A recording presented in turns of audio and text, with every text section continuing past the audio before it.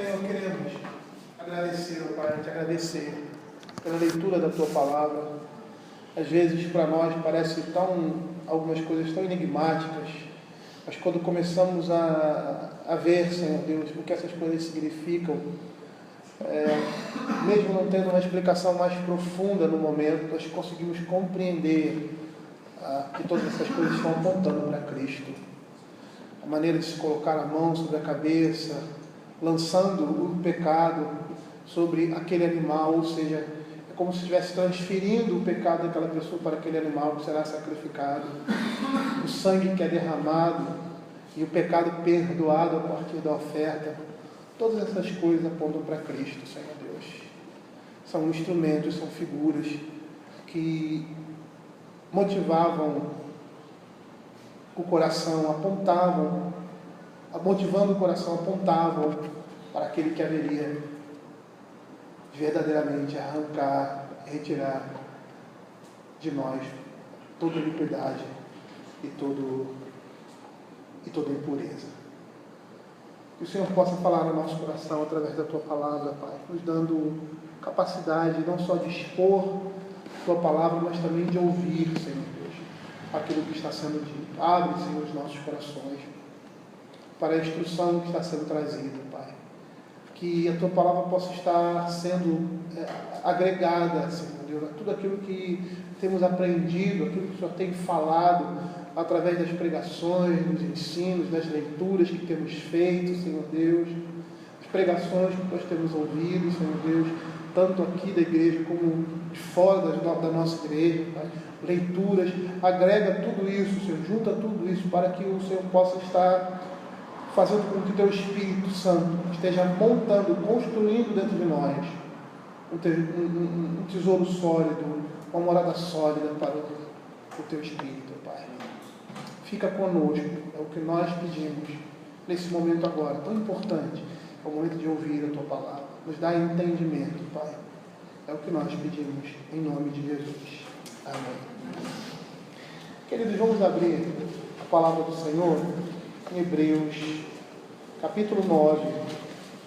Agora, dos versos de 8 a 14, dando continuidade à última exposição. Eu vou fazer a leitura completa até o verso 14 do capítulo 9. Diz assim a palavra do Senhor: Ora, a primeira aliança também tinha preceitos de serviço sagrado e o seu santuário terrestre. E com efeito foi preparado o tabernáculo, cuja parte anterior, onde estava o candeeiro e a mesa e a exposição dos pães, se chama Santo Lugar. Por trás do segundo véu se encontrava o tabernáculo, que se chama o Santo dos Santos, ao qual pertencia um altar de ouro para o incenso e a arca da aliança totalmente coberta de ouro, na qual estava uma urna de ouro contendo o maná, o bordão de Arão que floresceu e as tábuas da aliança. E sobre ela os querubins da glória, que com a sua sombra cobriam um propiciatório. Essas coisas, todavia, não falaremos agora, pormenorizadamente.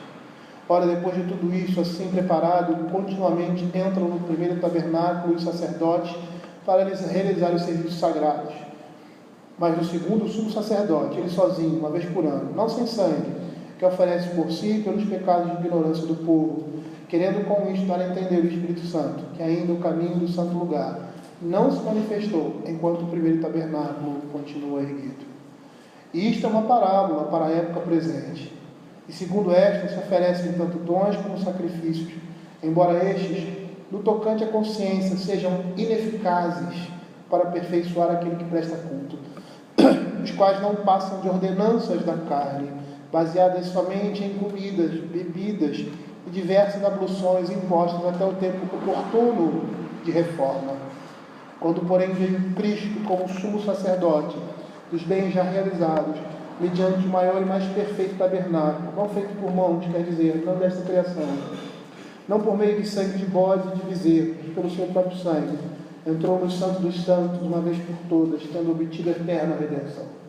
Portanto, se o sangue de bodes e touros e a cinza de uma novilha, aspergidos sobre os contaminados, o santificam quanto à purificação da carne, muito mais o sangue de Cristo, que pelo Espírito Eterno, a si mesmo se ofereceu sem mácula a Deus, purificará a nossa consciência de obras mortas para servirmos ao Deus, o Deus vivo. Às vezes nós olhamos um texto como esse e dizemos assim, qual é a finalidade de aplicação para nós? Na exposição nós vemos que, ao expor o texto, nós vemos muitas aplicações, versículos por versículos, mas assim no âmbito como um todo. Por quê? Porque o propósito aqui do escritor de Hebreus era dizer para aqueles crentes lá, aos quais a carta estava sendo dirigida, que eles não poderiam voltar a comportamentos antigos, que aquelas coisas eram sombras, que o que eles tinham agora, e os irmãos lembram que há esse perigo aqui por causa da perseguição, da familiaridade com o judaísmo, com até a nossa familiaridade com as coisas visíveis. Gostamos de coisas palpáveis, coisas visíveis para nós, principalmente no âmbito religioso. Nós somos assim, erradamente, mas somos assim. Então nós percebemos que podemos até nos questionar, qual é o propósito? O que fala para nós? O que o texto da Escritura está falando para nós hoje? Muitas coisas, além dessas que nós falamos aqui. Mas o principal é que nós não tenhamos o mesmo comportamento. Existem irmãos que querem voltar ao judaísmo, querem trazer o judaísmo para dentro da igreja. Nós vemos isso em algumas igrejas ditas evangélicas, infelizmente, às vezes até dentro das nossas igrejas presbiterianas, aquele simbolismo e tal, mas para nós que não temos vamos dizer, não somos afeitos a essas coisas, algo que serve, serve como instrução, mas serve também para chamarmos a nossa atenção aquilo que é externo na religião. Não achar que as coisas que são externas na religião, elas são as coisas principais, porque sempre elas vão apontar para Cristo. Não nos apegarmos a essas coisas, nós vamos falar sobre isso. Porque corremos o perigo também, apesar de não assumirmos uma postura judaizante, de termos o mesmo comportamento nas nossas tradições, termos a mesma mentalidade e a mesma postura, e aí abandonar Cristo pelas formas, pelas coisas que fazemos cerimoniais. E assumirmos um cerimonialismo semelhante ao que os judeus tinham naquela época, sem imitá-los em usar determinadas vestimentas, ou termos aqui um cordeiro, ou um castiçal, ou coisas que nós já observamos por aí em outras igrejas, trazendo aquilo que são sombras depois do sol se manifestar. Nós nos apegamos a essas coisas, infelizmente.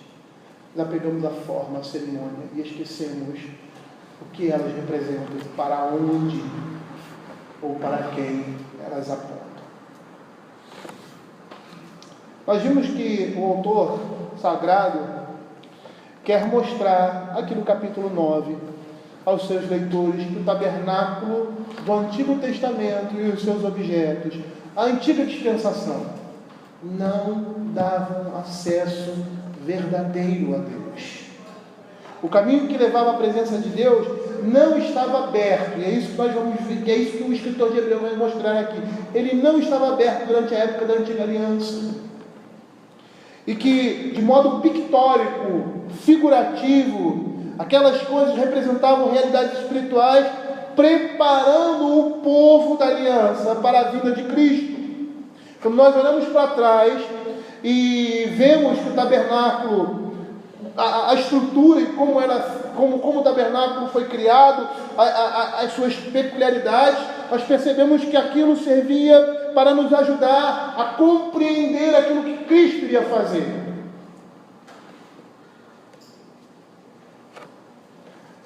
Por isso nós percebemos que o fato de que os rituais e cerimônias do tabernáculo não oferecia acesso real à presença de Deus. aquelas coisas eram somente figurações que apontavam para Cristo. E por isso, quando Cristo veio, essas coisas passaram. O modo de fazer a religião, não somente a forma, mudou. Por mais que o princípio que esteja no Velho Testamento Novo era o mesmo, mas o modo mudou. Porque não era mais através daquilo que se vê, mas pura e exclusivamente pela fé. Não que não houvesse fé no Velho Testamento, mas a fé do Velho Testamento se manifestava também por meio de coisas físicas. Eles estavam vendo, eles estavam apalpando, eles estavam sentindo aquilo que não pode ser pego, sentido ou apalpado. Eram realidades espirituais. Isso, o verso 8, ele é muito claro. A linguagem que o escritor de Hebreus usa aqui é uma linguagem muito firme, muito dura. Poderia assim, querendo com isto dar a entender, ou seja, com toda essa forma, com o sangue de bode, com a entrada do sumo sacerdote, que ainda o caminho do santo lugar não se manifestou. A cortina estava fechada. Por mais que aquelas pessoas entravam no gozo da comunhão com o Senhor, elas entravam não por aquilo que estava sendo feito ali, mas por aquilo que Deus ia fazer. E aquelas coisas, elas representavam a certeza da conclusão de todas as coisas em Cristo. E é por essas coisas que essas pessoas tinham comunhão, mas por não tê-las ainda, elas precisavam ver, elas precisavam visualizar, elas precisavam perceber aquilo que Deus em Cristo ia fazer na vida delas. E é tão interessante isso. Essa ruptura, ou seja, esse completo distanciamento do comportamento passado. Por mais que estejam ligados, ou seja, eu não posso trazer isso de volta, porque a plenitude se estabeleceu. Seria uma afronta ao Senhor trazer aquilo de volta. A própria história vai mostrar isso. E a gente vê a teologia da história, isso é muito interessante. Muito interessante, porque a cidade de Jerusalém foi devastada e o templo foi completamente destruído. E por que o templo foi completamente destruído? Porque não poderia ficar de pé aquilo que representava o que já tinha se manifestado. Os judeus não tinham autorização para fazer sacrifício fora do templo. Até hoje eles não fazem. E por que isso? Porque não há como permanecer esse tipo de sacrifício, esse tipo de cerimônia, quando a plenitude dos tempos chega. Os judeus não entenderam isso. E precisaram entender isso na marra. O véu foi rasgado, não havia mais separação entre o povo e Deus. O verdadeiro sumo sacerdote ele adentrou ali no Santo dos Santos. Não há necessidade mais de sacrifício. Mas o povo continuava sacrificando. E com a destruição do templo, não havia mais desculpa para isso. Por mais que eles se tornassem cegos para a realidade que estava se manifestando, o Senhor nos impossibilita permanecer com aquele tipo de comportamento quando a plenitude dos tempos, ou seja, quando tudo aquilo que tinha sido pregado no templo, no tabernáculo, com as cerimônias, tinha se manifestado. O caminho está aberto. Não precisamos mais dessas coisas. Não precisamos mais dessas cerimônias que apontavam para Cristo. Hoje, elas nos edificam. Hoje elas apontam Cristo no Velho Testamento, elas nos dão um entendimento da obra de Cristo ali no Velho Testamento, mas não há necessidade mais de reproduzi-las, de fazê-las de tê-las, porque o nosso culto agora não é mais representativo. O nosso mediador é Cristo. O verso 9 diz assim, no verso 8 ele fala, querendo com isto dar a entender o Espírito Santo, que ainda o caminho do santo lugar não se manifestou, enquanto o primeiro tabernáculo continua erguido. Interessante isso, né? O primeiro tabernáculo continua erguido, então o caminho não está manifestado, mas quando os caminhos se manifestam, esse primeiro tabernáculo tem que ser caído, tem que cair, ele tem que ser destruído. E foi isso que o Senhor fez. Literalmente. Aí ele continua, ali no verso 9, ele diz assim, isto uma parábola para a época presente. E segundo esta, se oferecem tanto dons como sacrifícios, embora estes, no tocante à consciência, sejam ineficazes para aperfeiçoar aquele que presta culto. O primeiro tabernáculo e tudo que era representado naquele momento primeiro serviu como ilustração, e é isso que significa a palavra parábola. O uso e a duração dessas observâncias externas estavam condicionados a um determinado tempo. Que tempo era esse? O tempo da lei. Por quê? Porque o primeiro tabernáculo era somente uma figura do tempo então presente, do tempo que nós estamos vivendo agora. Se circunscrevia esse primeiro tabernáculo e as suas cerimônias a uma dispensação obscura e de pouca duração, porque Cristo ainda não havia sido manifestado. E com isso ela foi designada por um curto período, com o fim de quê? De tipificar as grandes coisas de Cristo e do Evangelho, que no devido tempo brilhariam com a sua própria luz, não através de coisas, não através de cerimônias, mas através da sua própria luz, porque elas iriam se manifestar. E aí ele diz que isso é uma parábola, ou seja, uma figuração para a época presente. Era uma figura da época presente, representava essa época presente, e segundo esta, se oferecem dons como sacrifícios, embora estes, tocante à consciência, sejam ineficazes, ou seja, naquele momento essas coisas eram oferecidas, mas eram ineficazes para transformar o interior do homem. Ele aqui está mostrando que o sistema sacrificial do período do primeiro tabernáculo falhava em trazer a perfeição. Ou seja, ele não tinha esse propósito.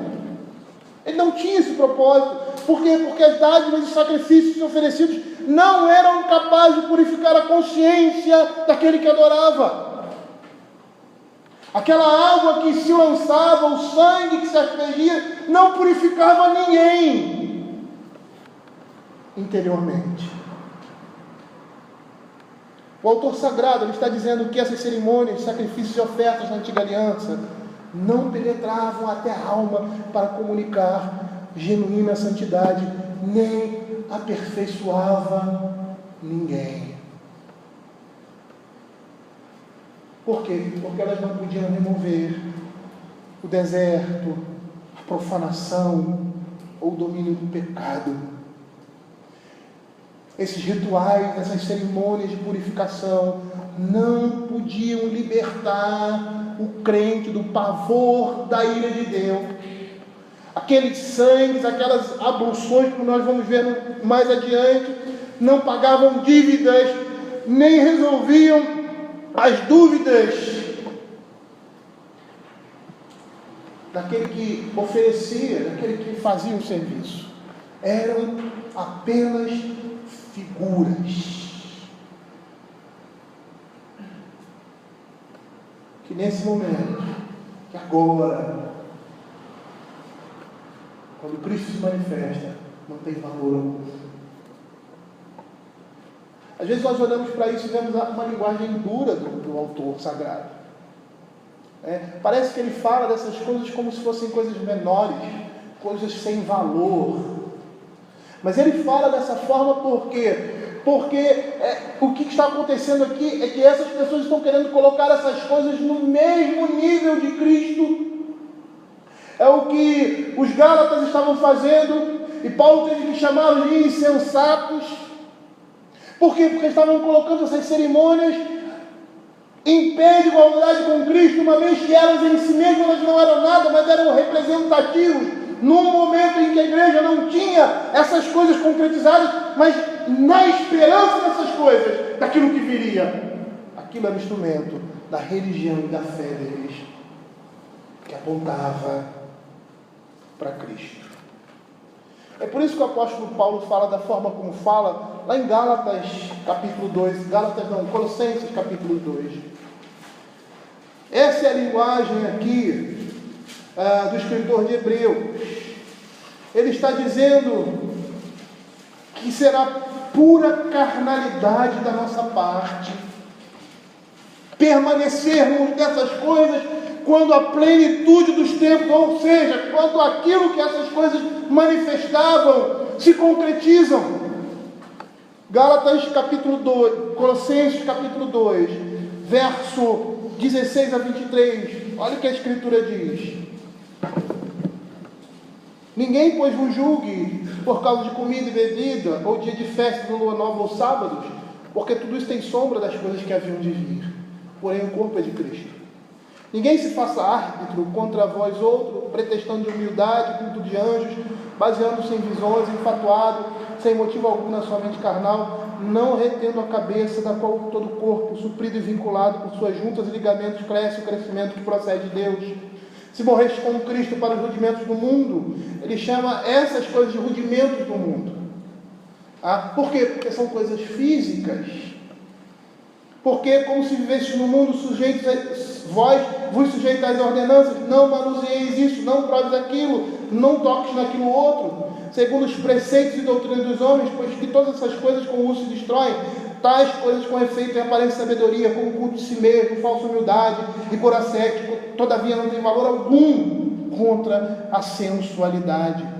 Por isso que o apóstolo Paulo fala aqui dessa forma, que essas coisas exteriores não têm valor algum contra o pecado, pois quando a tentação vem, não pode livrar essas coisas, não pode livrar ninguém dela. E o apóstolo Paulo ainda em Colossenses capítulo 2, do verso 10 e 11, ainda aí diz que é em Cristo que estamos aperfeiçoados, e não na carne, ou seja, não nessas coisas, não nas cerimônias, não no cerimonialismo, mas é em Cristo. Também nele, verso 10, estás aperfeiçoado. Ele é o cabeça de todo o principado. Nele também foi circuncidado, não por meio de mãos, mas do despojamento do corpo, da carne, que é a circuncisão de Cristo. Percebam que o que ele está falando são de coisas espirituais, não de sinais. E ele vai atrelar a circuncisão ao batismo. O que significa essas coisas? Essas coisas apontavam para uma realidade maior. O batismo aponta para a conversão. Aquela água, aquela menção, todas aquelas coisas só têm valor porque elas apontam para uma realidade maior. A ceia do Senhor ela só tem valor porque ela aponta para uma realidade maior. Sem essa realidade, sem essa ligação, eles nada são.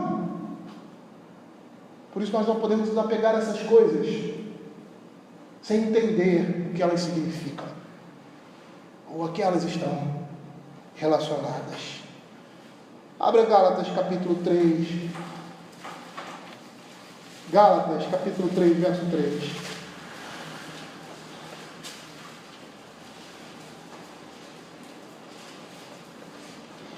Paulo criticando esse cerimonialismo, esse ritualismo, queria se trazer essa mentalidade, ser trazida agora para a plenitude dos tempos.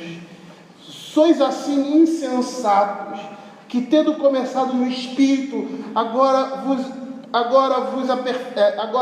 estejais vos aperfeiçoando na carne. Por que eles estavam se aperfeiçoando na carne? Porque eles estavam se aperfeiçoando em coisas. em fazer assim, em fazer assado, em circuncidar, em isso, nessa tradição, nesse cerimonial, nesse cerimonialismo. E aí, ele está dizendo, vocês estão regredindo. Entendam que o escritor de Hebreus ele está querendo mostrar isso. E para nós isso é extremamente rico. Por quê? Porque nós não podemos voltar a ter essa mentalidade do Velho Testamento de figuras. Porque nós temos aquilo que é maior do que a figura. É Cristo. A realidade de todas as coisas. E quando nós queremos colocar em pé de igualdade, ou na mesma circunstância, na mesma situação, essas duas coisas, nós na realidade estamos tornando aquilo que era glorioso, fabuloso no Velho Testamento. Aquilo que Deus tinha proporcionado como um caminho para Cristo. Um caminho para Cristo. Para afrontar como lixo. É isso que nós fazemos. Quando colocamos esse pé de igualdade. Agora, os sinais à plenitude dos tempos. Onde o que ele apontava se manifesta. É como se você, dá um exemplo bem claro, você se casa com uma mulher muito bonita, ou com um homem muito belo. Só que você se casa por procuração. Aí, Gabi, se casa por procuração. E aí você tem a foto do seu esposo, da sua esposa lá, linda, lindo, maravilhoso. E aí você, todos os dias, você olha, você beija, você abraça. E aí o seu esposo vem, ou sua esposa vem. E você não quer ter relações com ele. Você não quer ter contato com ele. Por quê? Você tem a sua foto.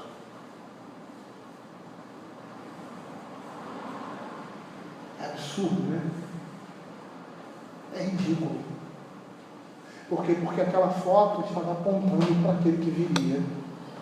Aquela figura estava apontando para o dia em que ele iria despojar, ou seria despojada pelo seu marido. E aí ela chega ou ele chega, e você a rejeita porque você se satisfaz com aquela imagem.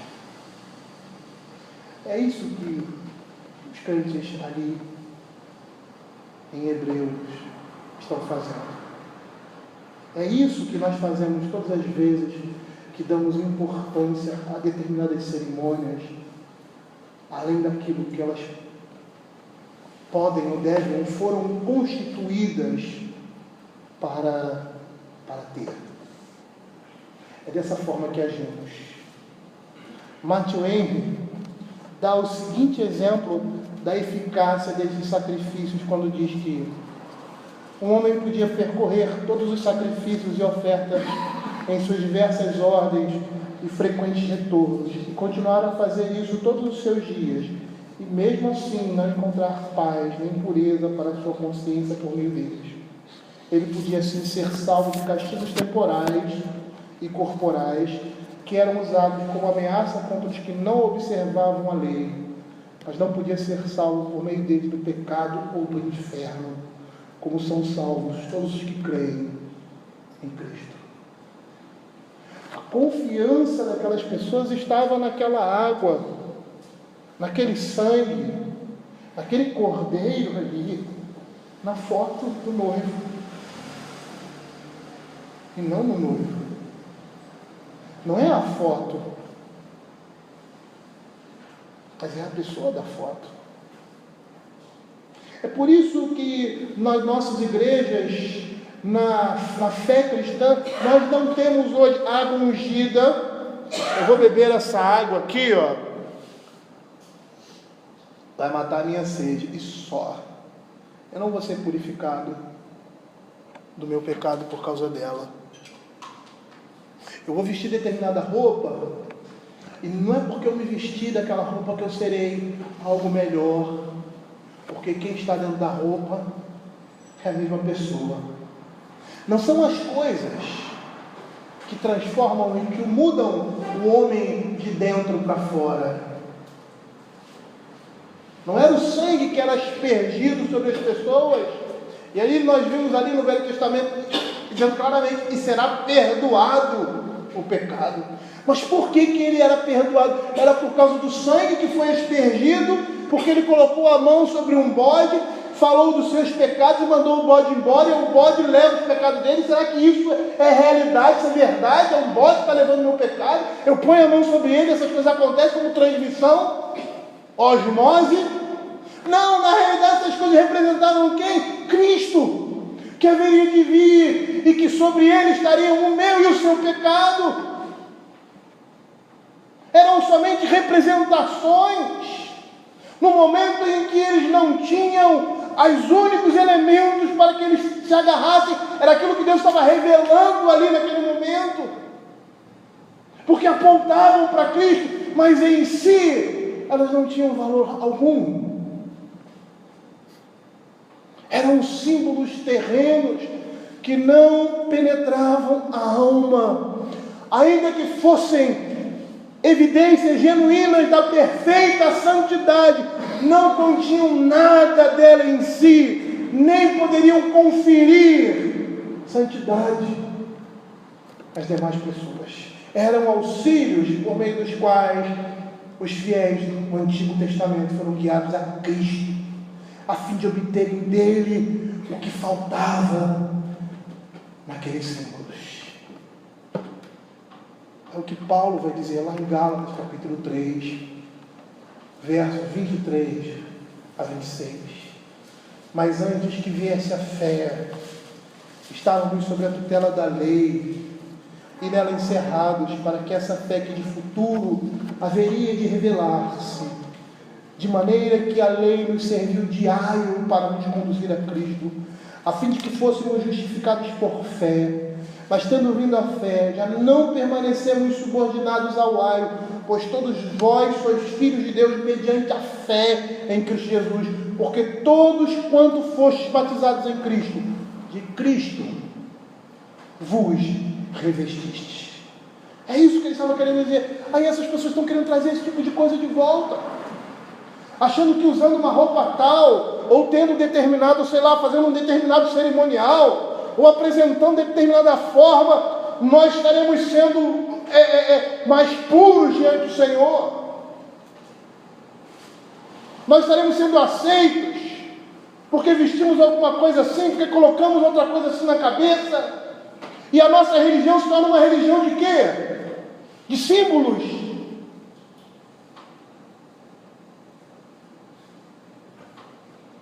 Pervertemos até aqueles únicos símbolos visíveis, que é a ceia do Senhor do batismo, os únicos que nos foram deixados. Porque quando comemos e bebemos, nós estamos, pelos nossos sentidos, sentindo que aquilo que eu estou colocando na boca é real. E ao mastigar, aquilo faz parte do meu corpo. E ao beber, aquilo desce sobre a minha garganta. Eu estou sentindo essas coisas.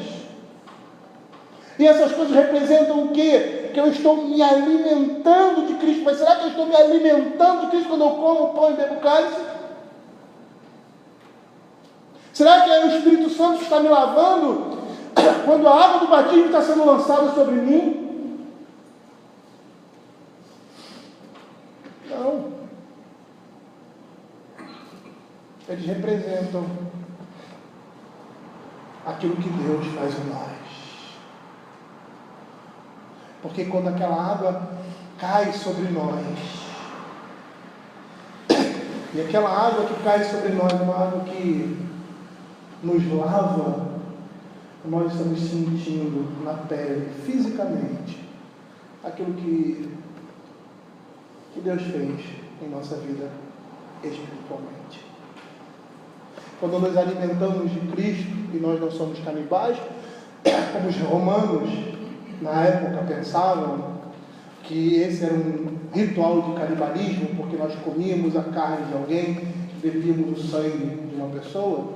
É assim que os romanos pensavam que os cristãos faziam, por desconhecerem o significado. Mas quando nós estamos comendo pão, estamos bebendo cálice, nós estamos dizendo que nós fazemos parte do Senhor. Fazemos parte da sua mesa.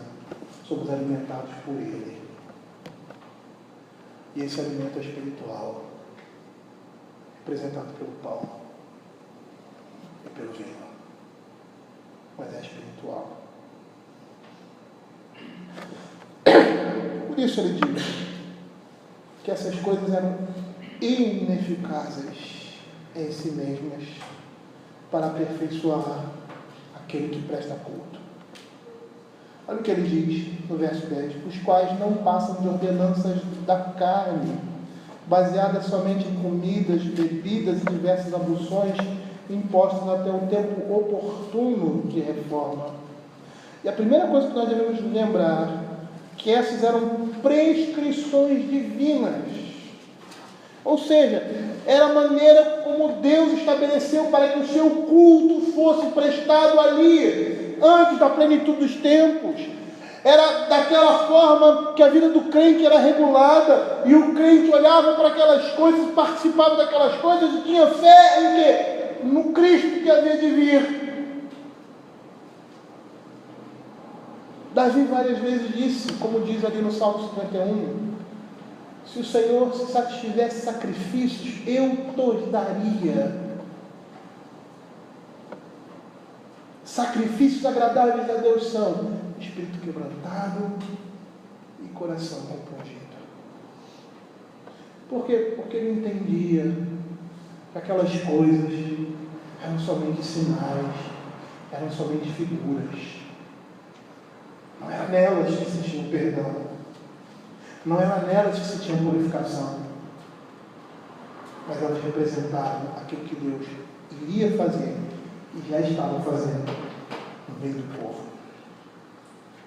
Esses mandamentos também diziam respeito às práticas diárias, como nós vimos aqui, de comer, beber e ficar limpo exteriormente, como ele mesmo diz. Ordenanças da carne, baseadas somente em comidas, bebidas e diversas abluções. E carne aqui não tem um sentido de pecado, não. É aquilo que é físico, é aquilo que é temporal. E esses regulamentos foram impostos por Deus, quando Deus falou por intermédio de Moisés, dando determinadas regras quanto a esses alimentos, sejam puros ou impuros. E aí nós temos Levíticos 11, Hebreus capítulo 13, verso 9, quando ele diz assim: não vos deixeis envolver por doutrinas várias e estranhas, porquanto que vale estar o coração confirmado com graça, e não com alimentos, pois nunca tiveram proveito os que com isso se preocuparam.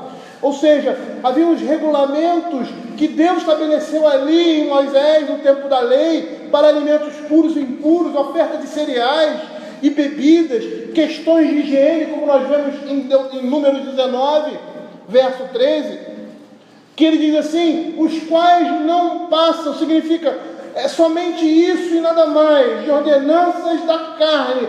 Ou seja, eram sacrifícios exteriores.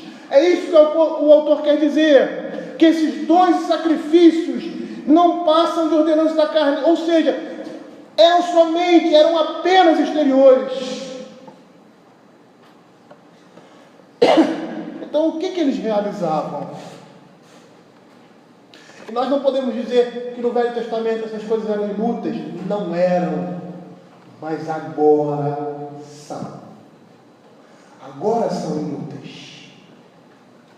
Por quê? Porque se manifestou aquilo que aquelas coisas representaram. Mas qual é o propósito? Qual é o propósito dessas coisas ali no Velho Testamento?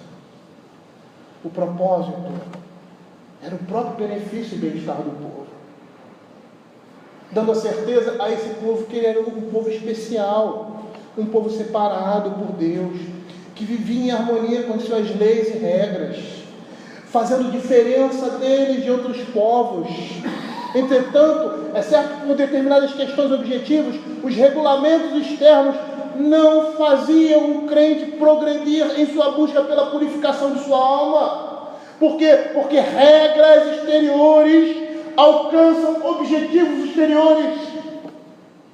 E era essa mentalidade do Velho Testamento errada que nós não podemos ter hoje. Kistemaker vai dizer o seguinte a respeito disso: um israelita temente a Deus poderia se abster de coisa imunda, purificar-se da contaminação, oferecer dádivas e sacrifícios agradáveis a Deus. Todavia, ele permaneceria dentro da estrutura antiga da aliança. Guardar os mandamentos nesse aspecto tornou-se uma ação preventiva por parte dos israelitas. E isso os capacitava a ficar dentro da nação de Israel e a continuar como membros do povo de Deus. Porém, as regras e regulamentos exteriores não foram feitos para purificar a consciência do crente e para renová-los espiritualmente. Era tudo figura. Oferecia pura e simplesmente purificação cerimonial externa, mas jamais dava a alguém uma consciência limpa, ou seja, uma transformação interior. E por isso era espiritualmente inadequado. Jamais podia fazer nada para o adorador o que diz respeito à sua situação real com Deus. Era somente exterior. Todo esse sistema cerimonial falava de realidades espirituais, mas não conduzia o adorador a experimentá-las. O sangue daquele touro não purificava o sacerdote. O sangue daquele animal não perdoava o pecado de ninguém. Porque na realidade estavam apontando para Cristo. Era isso que essas coisas representavam. Apontava, além de si mesmo, para dias diferentes, que estavam por vir. E com isso o seu próprio caráter deixava claro que era temporário, pois as realidades espirituais representadas seriam reveladas plenamente mais tarde. Por isso que ele diz, os quais não passavam de ordenanças externas, baseadas somente em comidas, bebidas e abluções impostas, estabelecidas até o tempo oportuno de reforma. E que tempo era esse? O tempo da plenitude. Cristo. E aí no verso 11, ele diz assim: quando porém veio Cristo, aí está a grande oposição. Nesse momento o autor sagrado começa a falar do contraste entre o ministério antigo e o de Cristo. Quando porém veio Cristo como sumo sacerdote dos bens realizados mediante o maior e mais perfeito tabernáculo, não feitos por mãos humanas, quer dizer, não dessa criação, não por meio de sangue de bodes e bezerros. Portanto, se o sangue de bodes sobre os contaminados purificam exteriormente, muito mais o sangue de Cristo. Como que aqueles homens, como que nós podemos trocar essas coisas? Como nós podemos dar mais valor? Aquilo que é ritual, aquilo que é cerimonialista. Estamos tão preocupados com determinadas coisas, com determinadas formas, que a palavra de Deus não nos inclina a fazer isso. E esquecemos aquilo que ela representa. Como poderiam os judeus pensar em voltar para um ministério daquele tipo material, local, ineficaz, quando agora se manifesta o ministério de Jesus, não material, no próprio céu, eterno e de grande proveito? Como é que eles poderiam fazer essa troca? Como é que nós podemos trocar isso?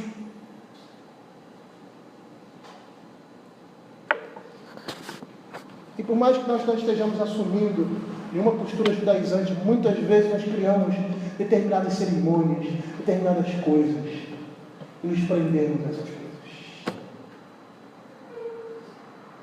A roupa da mulher tem que ser até aqui, lá embaixo, não posso usar isso, não posso usar aquilo outro. O pastor tem que entrar, bota um véu lá, véu não, um tapete vermelho, ele entra, aí todo mundo aí na hora levanta, e aquela coisa. E criamos determinadas coisas, determinadas cerimônias, determinados comportamentos, são vazios, completamente vazios em si mesmos. Olha o que Calvino vai dizer a respeito disso. É interessante, porque nós que temos Cristo, não precisamos ficar procurando simulacros.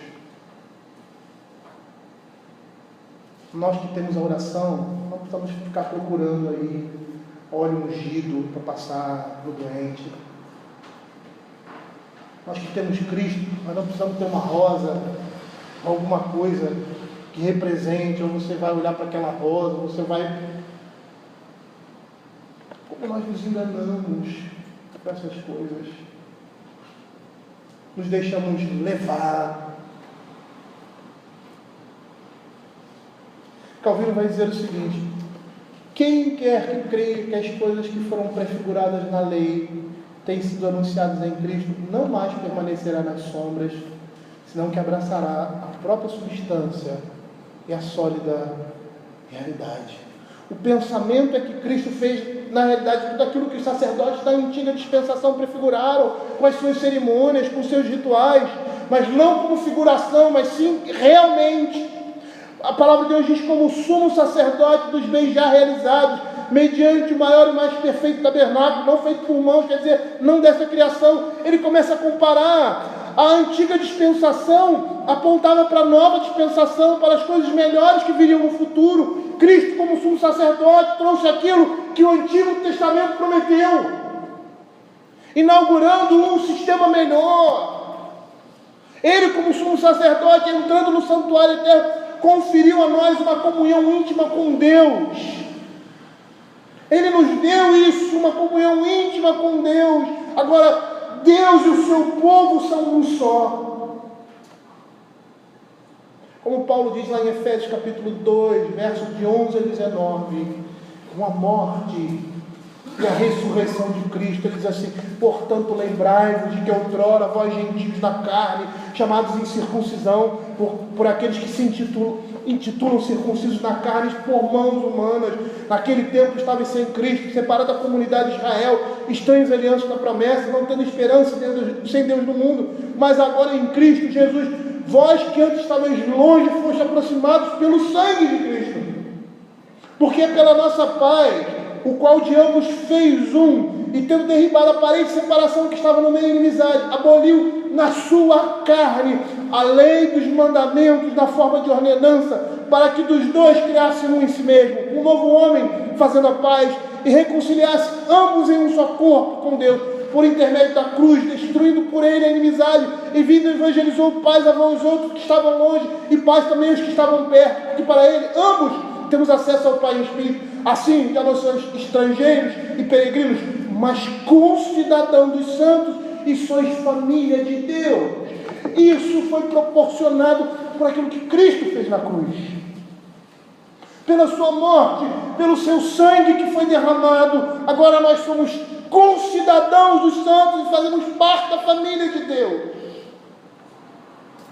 Não foi um bezerro que trouxe isso, não foi uma água que purifica que trouxe isso, foi aquilo que elas representavam.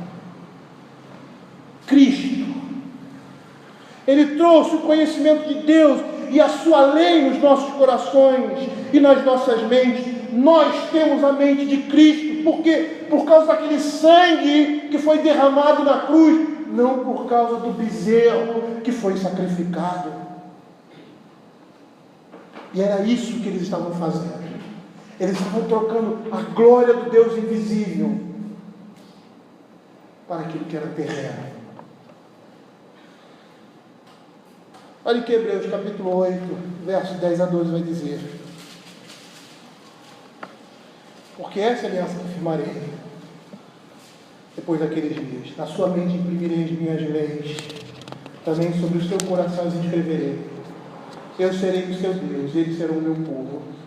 E não ensinará jamais cada um ao seu próximo, nem cada um a seu irmão, dizendo: conhece o Senhor, porque todos me conhecerão, desde o menor até o maior. Pois para com as suas iniquidades usarei de misericórdia, e dos seus pecados jamais me lembrarei. E por que essas coisas são de fato como são? Porque Cristo, Cordeiro Pascal, foi imolado. A remissão do pecado nos é dada por causa disso. Por meio de Cristo apenas. Por meio da sua morte. Por meio do seu sacrifício. Por meio da sua vida. Atos capítulo 13, versos 38 a 39. Tomai, pois, irmãos, conhecimento de que vos anuncia remissão de pecados por intermédio de quem? De Cristo. E por meio dele, todo que crê é justificado de todas as coisas, as quais vós não pudestes ser justificados pela lei de Moisés. Tudo aquilo que eles faziam pela lei de Moisés não poderia trazer justificação para eles. Por quê? Porque eram representativos. E provavelmente deve ser isso que passava na mente do judeu. Por quê? Porque um gentio abraçava a fé pura e simplesmente confessando a Cristo. Mas no sistema deles, eles teriam os sacrifícios que ofereciam abluções, oferendas, existiam todo um ritual. E provavelmente a cabeça dele entrou em parafuso. Como que eles fazem isso? É só assim? É fácil assim? Esse foi o problema dos crentes na Galácia. Não, é bom, é realmente Cristo, tem que aceitar a Cristo, mas vocês precisam também se circuncidar.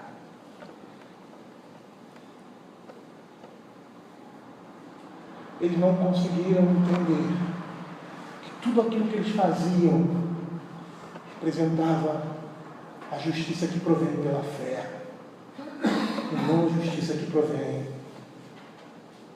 das obras.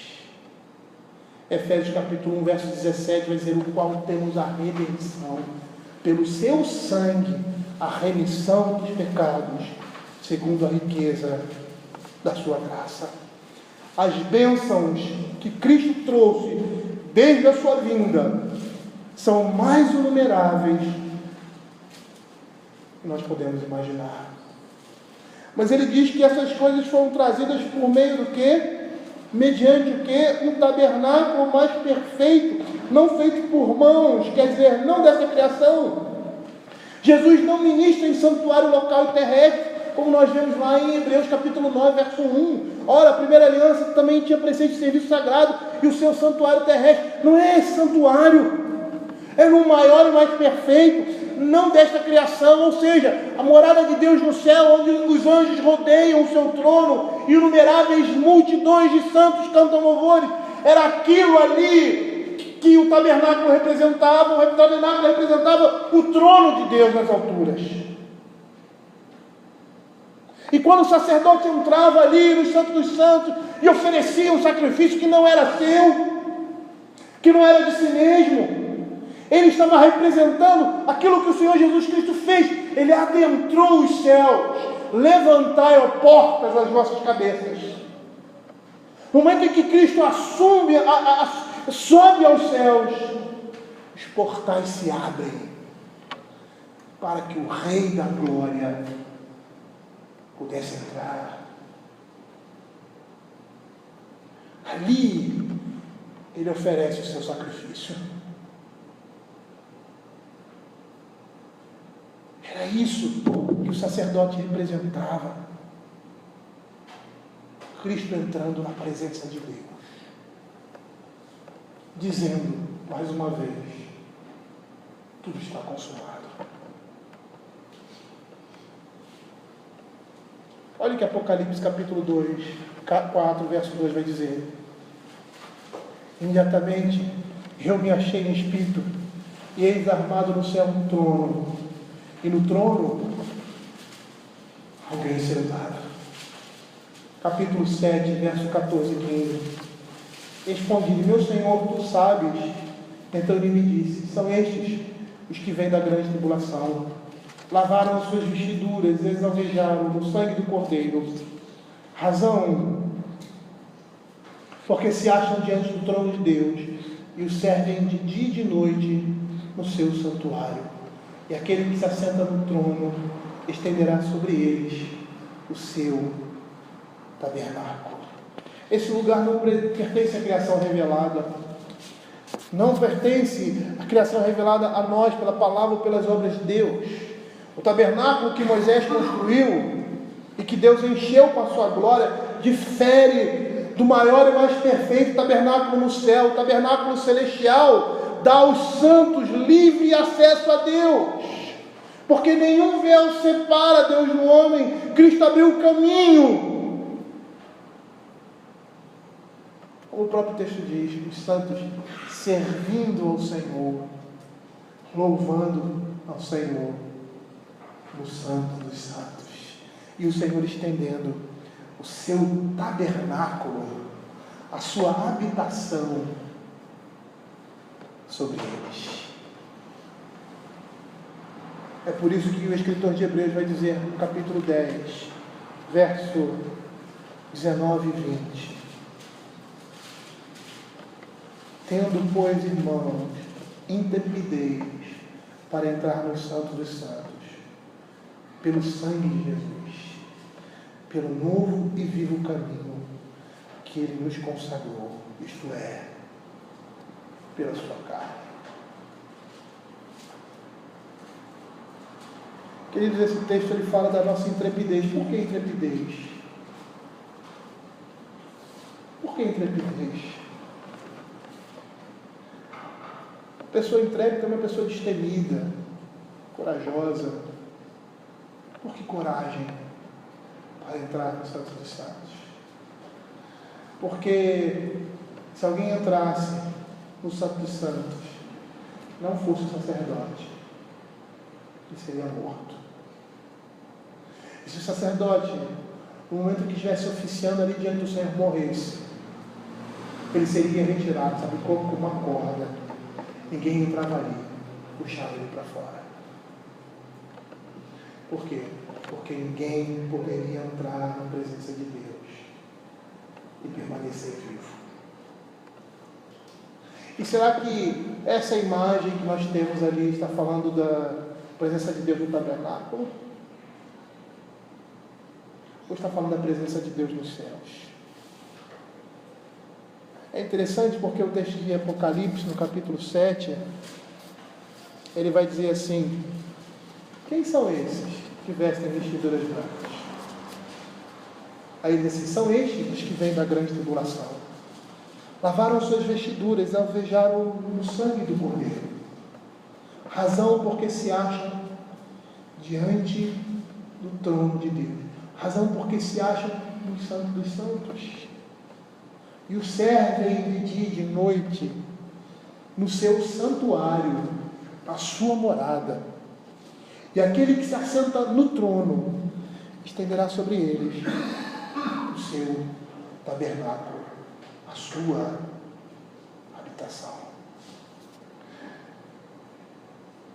Por que esses irmãos nossos estão lá? Eles estão lá porque eles entraram com intrepidez na presença de Deus. Por quê? Porque eles foram lavados pelo sangue, não de cordeiros e bodes, mas do sangue de Cristo. Porque as suas consciências foram transformadas. Quando ele fala em consciência limpa, consciência, ele está falando do interior do homem. Ele está falando do homem interior. O homem interior foi purificado. Por isso agora eles podem entrar por esse novo e vivo caminho que é o corpo de Cristo. É isso, queridos. Todas as vezes que nós trocamos Cristo por simulacros da sua glória, por coisas externas. Nós estamos tornando sem valor aquilo para que esses elementos apontam. É como aquela foto, né? Aquela imagem que nós falamos aqui anteriormente. Nós estamos querendo mais a foto do que a nossa esposa, o nosso marido. Nós queremos a imagem e não queremos o real. E não é isso que nos alimenta. Ou seja, nós somos alimentados, os crentes do Velho Testamento são alimentados por essas coisas visíveis, mas não por elas, mas pelo que elas representam.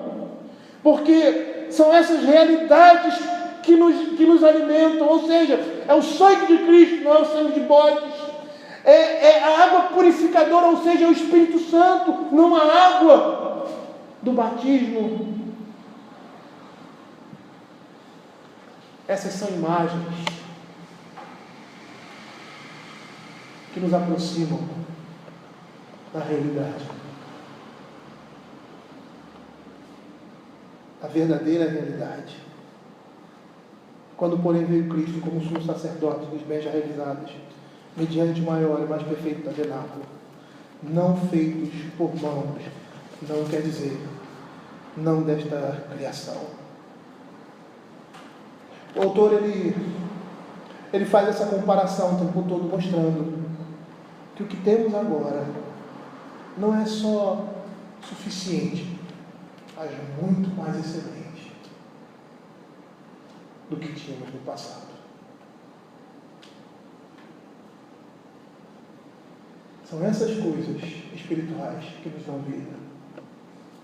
E nós alcançamos isso pura e simplesmente pela fé. Por vezes a nossa fé, ela é alimentada por determinadas coisas visíveis, para que tenhamos alento, para que possamos tatear e sentir e termos na nossa visão a certeza daquilo que Deus faz e está fazendo por nós. Mas nós não devemos nos sustentar nelas. Nós devemos nos sustentar naquilo que elas representam, que é Cristo. Eu gostaria de terminar, parar por aqui. E incentivar os irmãos a que o nosso pensamento esteja nas realidades representadas. Existem muitas pessoas que pegam a Bíblia e colocam a Bíblia no Salmo 90 e acham que aquilo ali vai trazer proteção para elas. Muitas vezes nós temos, como crentes, esse mesmo comportamento. Não vai ser uma Bíblia que vai trazer proteção, mas é aquilo que ela representa, é aquilo que ela fala. Ou será o pão e o vinho que vamos dar comunhão com Deus? O que nos dá comunhão com o Senhor é o que elas representam. Por isso nós não podemos fazer essas coisas sem olhar para aquilo que elas apontam. Quando queremos trazer essas coisas de volta, esse comportamento meio tomésico, eu preciso tocar, eu preciso ver. Nós vamos ver o Senhor Jesus falando de coisas que são mais reais e ao mesmo tempo intangíveis. Bem-aventurado aqueles que não viram e creram. A palavra de Deus diz que a gente vive pela fé. E quando o Senhor nos dá coisas visíveis, é para que a nossa fé não esteja nessas coisas, mas esteja no Senhor delas. Vamos orar.